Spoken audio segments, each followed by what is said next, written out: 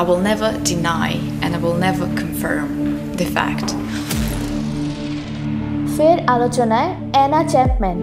এক সময়ে চরবৃত্তির অভিযোগে আমেরিকায় গ্রেপ্তার ও নির্বাসিত হয়েছিলেন এই কুখ্যাত রক্তকেশী রুশ গুপ্তচর। My name is Anna Chapman. You want me to spell it? Chapman. এবার তিনি নতুন সরকারি দায়িত্বে মস্কোর সদ্য স্থাপিত রুশ গোয়েন্দা জাদুঘর এর প্রধানের পদে। রুশ বিদেশি গোয়েন্দা সংস্থা SVR এর প্রধান তথা প্রেসিডেন্ট পুতিনের ঘনিষ্ঠ মিত্র সের্গেই নারিশকিন সরাসরি এই প্রকল্পটি তত্ত্বাবধান করছেন। এর লক্ষ্য হল রুশ গুপ্তচর বৃত্তির ইতিহাস ও সাফল্যকে তুলে ধরা।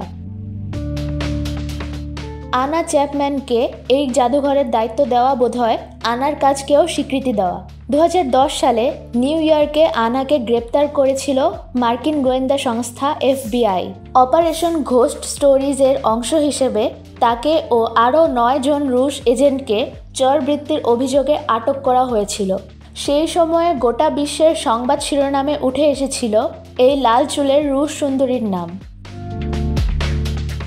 ম্যানহাটনে রানীর মতো হাবভাব নিয়ে ঘোরাফেরা করতেন তিনি। তার আগে সবাই আনাকে চিনতেন নিউ ইয়র্কের অভিজাত ম্যানহাটন এলাকার এক রিয়েল এস্টেট কর্মী হিসেবে।